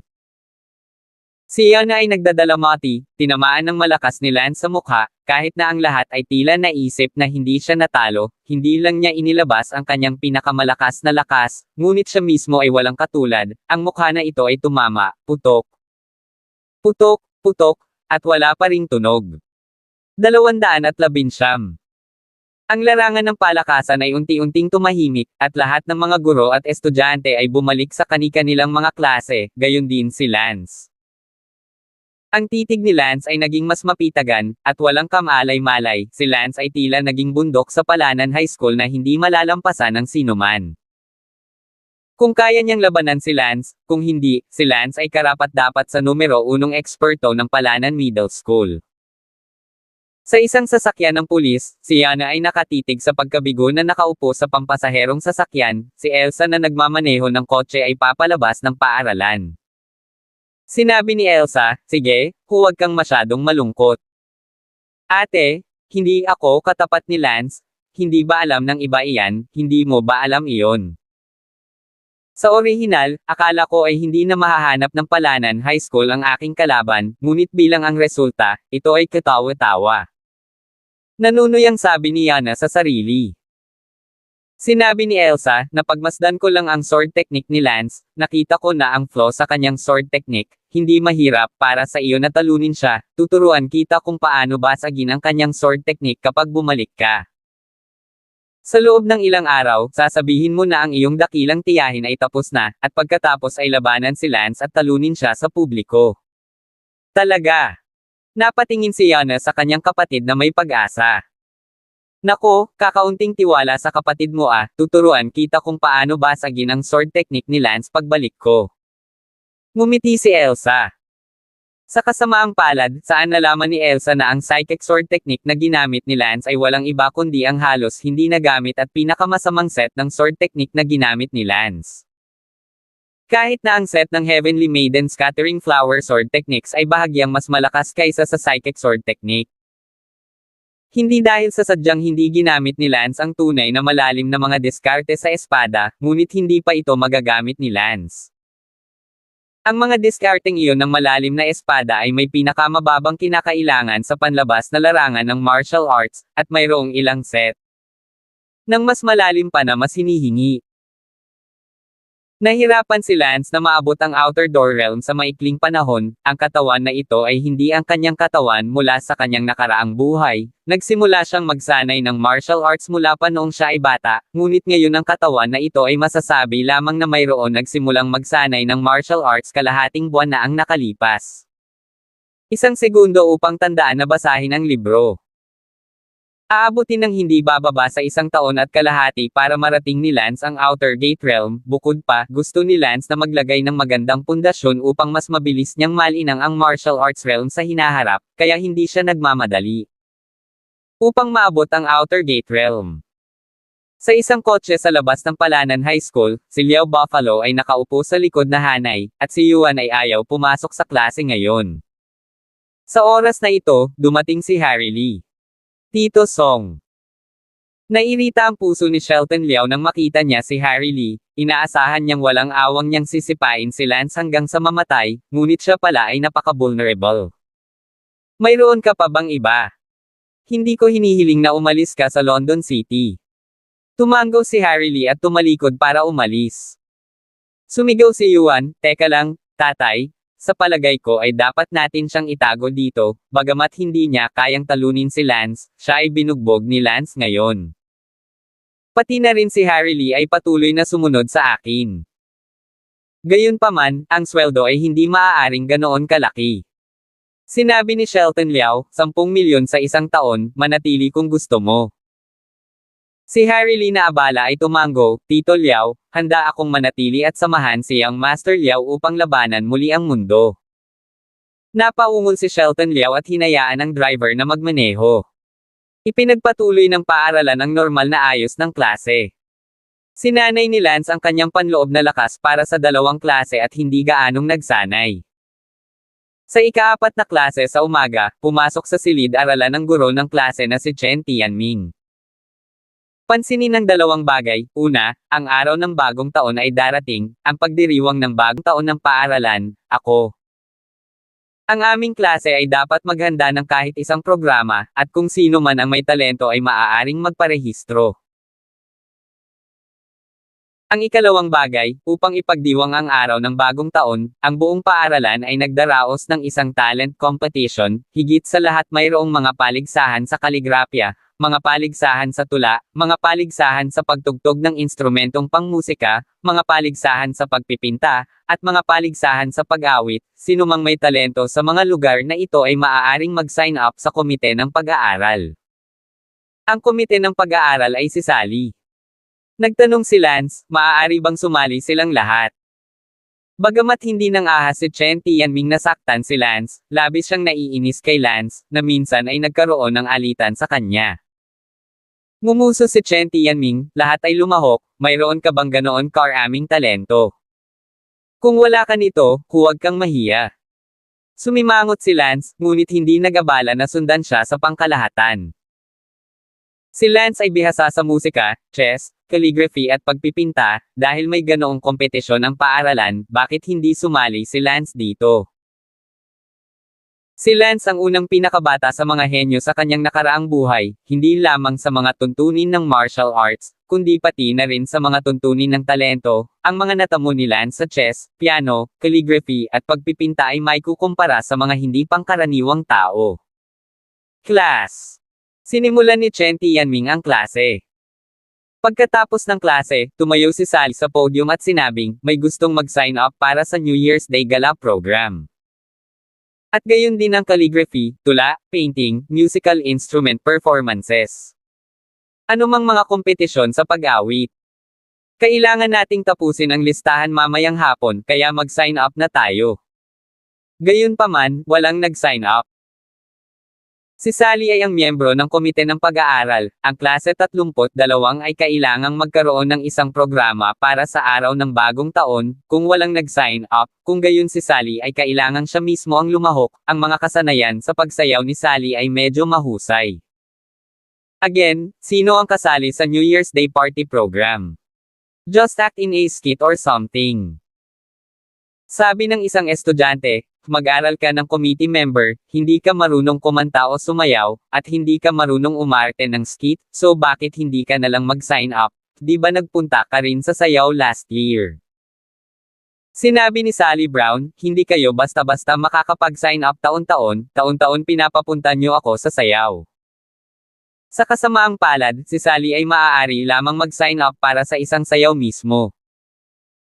Nagtanong muli si Sally, calligraphy, tula, pagpipinta, pagtatanghal ng instrumentong pangmusika, patimpalak sa pag-awit, sino mang nag-sign up. Sabi ng isa pang estudyante, study committee, kung magkakaroon kami ng napakaraming talento, kami ay naging mga espesyal. Mga estudyante ngayon, paano ba naman wala silang special talent, sa tuwing kailangan nilang sumali sa iba't ibang aktibidad, hindi pwede at hindi pwede, maglalaro sila ng phone nila araw-araw. Sa oras na ito, ang damo ng paaralan na si Liu Yang ay tumayo at nagsabi, nag-uulat ako ng mga tula. Napakahusay ng akademikong pagganap ni Liu Yang, ang tula ang kanyang matibay na punto, nagsulat siya ng maraming tula, madalas na inilathala sa magazine ng paaralan, at noong nakaraang taon ay nanalo sa ika-4 na pwesto sa kompetisyon ng tula ng kabataan sa lungsod. Okay, bukod kay Liu Yang na sumasali sa patimpalak ng tula, paano naman ang iba? Walang ibang tumayo para magpalista. Sa sandaling ito, tumayo si Lance. Nagulat si Sally nang makitang nakatayo si Lance. Sa impresyon ni Sally, si Lance ay napakasama sa pag-aaral at hindi niya magawang gumawa ng mga tanong sa aplikasyon sa elementarya. Lance, huwag mong sabihin gusto mong mag-sign up. Tanong ni Sally, na tinatawag si Lance sa harap ng buong klase. Medyo nag-iinit ang mukha niya, ngunit hindi siya natatakot na pagtawanan siya ng mga tao. Kung napinatay noon, hindi siya mangangahas na malaman na si Lance ang kanyang bodyguard. Tumawa si Lance, sa mata ni Miss, ganoon na ba ako kawalang talento? Sige, itigil mo na. Sinabi ni Lance, gusto kong magulat ng kaligrafya, pagpipinta, pagtugtog ng instrumento, at tula, kaya iulat ang 4. 220. Galit na sinabi ni Sally, tumigil ka. Nakita ng buong klase ang hindi malinaw na mga mata at mga salita ni Sally kay Lance at nakaramdam ng labis na pagkabalisa na nagpapakita sila ng pagmamahal sa klase. Sabi ni Lance, ay report mo lang. Tiningnan ni Sally ang paraan na gustong iulat ni Lance at nagtanong, sigurado ka bang gusto mong iulat ito? Kalokohan. Sige, isusumbong kita, huwag mo akong sisihin kung nahihiya ka. Sabi ni Sally Brown. Oh. Tumawa si Lance at napabuntong hininga sa loob. Noong unang panahon, sikat ang kanyang talento at bihasa siya sa piano, chess, calligraphy at pagpipinta, ngunit ngayon dito siya ay tinatrato na parang isang scum student. Si Lance ay hindi marunong ng physics, mathematics, or chemistry, pero hindi ibig sabihin nun hindi siya marunong mag-calligraphy, painting, musical instruments, or poetry, Gayon din, dapat kong ipaalam ang aking presensya sa pagkakataong ito, kung hindi ay isipin ng mga tao na ako lang ang marunong lumaban. Naisip ni Lance sa kanyang sarili. Si Sally mismo ay nag-sign up din para sa isang musical instrument competition. Okay ang piano ni Sally dahil siya ay tumutugtog ng piano mula pa noong siya ay bata. Nagkahiwa-hiwalay lamang ang klase pagkatapos ng pagpaparehistro. Sina Lance at Dylan ay nagpunta upang kumain ng magkasama. Si Sally ay orihinal na nais na si Lance ay kumain ng magkasama, ngunit pakiramdam araw-araw ay magkasama, kung sakaling si Lance ay hindi makaramdam ng pagiging bago, tanghali lamang at si Lance ay kumakain ng magkasama. Bella. Naglalakad sa labas ng paaralan, nakita ko sina Bella at Lina Liang na kumakain ng fast food sa isang restaurant kung saan sila madalas kumain. Lance, kumakain ka rin sa lugar na ito? Abalang tanong ni Bella. Tumanggaw si Lance, sa katunayan hindi niya alam kung bakit siya pumunta dito. Umupo sina Lance at Dylan upang sabay na kumain. Habang kumakain, sinabi ni Dylan, nag-sign up si Lance para sa 4 na kompetisyon ng kaligrafya, tula, pagpipinta, at pagtugtog ng instrumentong pangmusika. Nag-sign up ka ba? Nagulat si Bella at natawa, iniulat para sa napakaraming talent competition Naku, nagkataon na magaling ako sa lahat ng ito, kaya nag-sign up ako. Sabi ni Lance. Talagang peke magaling sa lahat, hindi ko nakita na napakatalino mo Tumingin si Lina Liang kay Lance na may pagdududa, siya at si Bella ay hindi talaga naniniwala, gayon pa man, si Lance ay kahit saan, at makapal ang balat niya, kaya hindi nakakagulat na iniulat niya lahat. Sinabi ni Lina Liang, hindi ako talento, mga pangit na tao, hindi maganda ang pagkanta, na parang Bella, napakahusay ng talento sa pagkanta, ngayong taon na kompetisyon sa pag-awit, ay tiyak na magiging unang lugar muli. Nagulat si Lance at natawa, hindi naman, magaling bang kumanta si Bella? Sinulyapan ni Lina Liang si Lance at ngumuso, hindi mo masyadong binibigyang pansin si Bella, ang Campus Top 10 Singers Competition, si Bella ay numero 1 bawat taon, sa tingin mo ba ay maganda ang boses niya? Napakalakas. Tumawa si Lance, hindi ko talaga akalain na si Bella Pallen ang mauuna sa Campus Top 10 Singers. Mahinhin na tumawa si Bella. Ang mga tao ay talagang isang espesyal na hayop, at nalaman na si Bella ang nangungunang 10 mang-aawit sa campus, maging ang imahe ni Lance kay Bella ay tumaas ng isang antas. Hindi na kailangang sabihin, si Bella ay dapat na nag-sign up para sa programa ng kompetisyon sa pag-awit sa pagkakataong ito, at ang nangungunang 10 mang-aawit ay tiyak na kailangang makipagkompetensya sa entablado. Sa pag-iisip na kumanta, biglang nalungkot si Lance nang maalala niya ang paborito ng kanyang puso, ang kanyang nakatatandang kapatid na babae. Si Sister ang numero 1 kagandahan sa Ritian, at maganda siyang kumanta, madalas na gumagawa ng sarili niyang musika at kumakanta mismo. Kapag nagiinuman si Lance at ang kanyang mga kapatid, madalas nilang hinahayaan ang kanilang nakatatandang kapatid na babae na kumanta upang tulungan silang magdiwang. Kaya, nang marinig niya ang pag-awit, ang puso ni Lance ay hindi maiwasang makaramdam ng kirot. Ibinaba ni Lance ang kanyang mga chopstick, wala nang ganang kumain. Bakit hindi ka kumakain? Tanong ni Bella. Ayaw mong kumain, Bella, pwede ba akong magtanong sayo? Ano ba, sabihin mo na, huwag kang magsabi ng kahit isang bagay, 11,000 bagay ang ipinangako sa iyo. Bella Palan, ngunit sa sandaling sinabi niya iyon, namula ang kanyang mukha, na para bang medyo malabo. Hindi na kailangan ng 11,000 piraso, dahil maaari kang kumanta, maaari ka bang kumanta ng isang kanta para sa akin? Malungkot na sabi ni Lance. Kumanta ka ng isang kanta para sa iyo. Medyo nalilito si Bella kung bakit biglang nalungkot si Lance na nagtanong nito. Pwede ba? Siyempre, kakantahin ko ang kahit anong gusto mong marinig. Si Bella ay abala sa pagtango ng kanyang ulo, ngayong nakikita si Lance na mukhang malungkot, si Bella ay nakaramdam ng kirot sa loob. Salamat, kumanta ka ng Green Cloud River para sa akin. Sabi ni Lance, ang kantang ito, ay binubuo ng kanyang nakatatandang kapatid na babae. Ang kanyang nakatatandang kapatid na babae ay madalas na kumanta ng kantang ito, gustong-gusto ni Lance na marinig itong muli ng kanyang nakatatandang kapatid na babae, ngunit sa kasamaang palad ay hindi na niya kaya, kung hahayaan niyang kumanta si Bella ng isang kanta para sa kanya, maaari itong ituring na nagpapagaan ng pananabik ng kanyang puso. Ano ang Green Cloud River? Malalim na kumunat ang noo ni Bella. Nako, paano magkakaroon ng Green Cloud River dito? Tumawa ng mapait, tumayo si Lance at lumabas ng hotel, naglakad na mag-isa, si Dylan at silang tatlo ay natigilan doon, hindi alam kung ano ang biglang nangyari. Nangyari kay Lance na may malungkot na ekspresyon.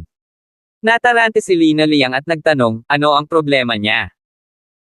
Hindi ko alam, ang alam ko lang ay may kirot sa puso ni Lance, tungkol sa relasyon sa kanyang nakatatandang kapatid na babae, at hindi ko alam kung ano ang nangyari sa kanila, tila mahal na mahal ni Lance ang kanyang nakatatandang kapatid na babae. Si Bella ay nakaramdam ng kirot sa loob habang sinasabi niya ito, talagang nais na mapalitan niya ang kanyang nakatatandang kapatid na babae at huwag na huwag siyang masaktan ng ganito. Si Lance ay nakatayo sa tabi ng ilog mag-isa, gusto niyang tumahimik. Sa tuwing naiisip niya ang kanyang nakababatang kapatid na babae, ang kanyang kalooban ay napuno ng hindi maalis na kalungkutan. Ang pagmamahal na mayroon siya sa kanyang nakatatandang kapatid na babae mula pagkabata, mas itinago niya ito sa loob, mas lumalalim ito, natakot si Lance na isang araw, mahulog siya sa demonyong pag-ibig.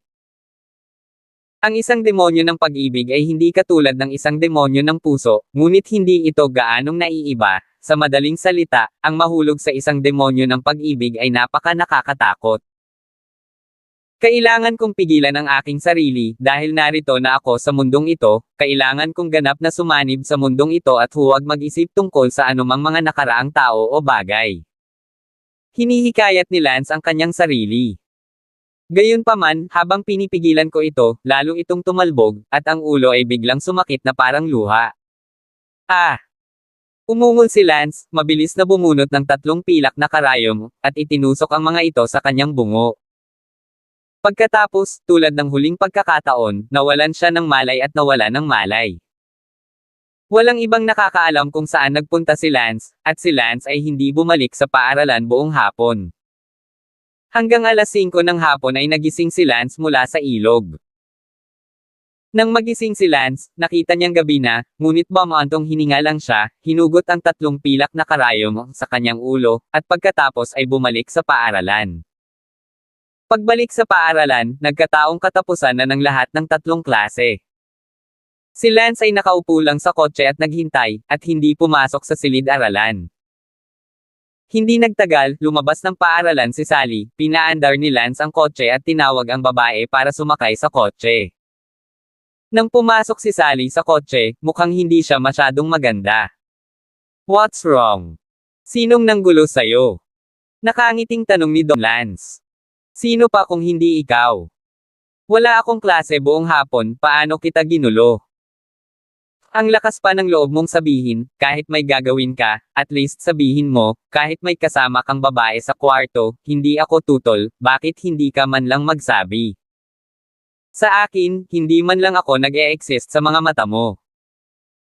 Sabi ni Sally na nawawala, talagang kapag mas nagmamalasakit siya sa isang tao, mas maraming bagay ang maaaring magdulot ng kanyang malungkot na emosyon. Forget what they doing, keep on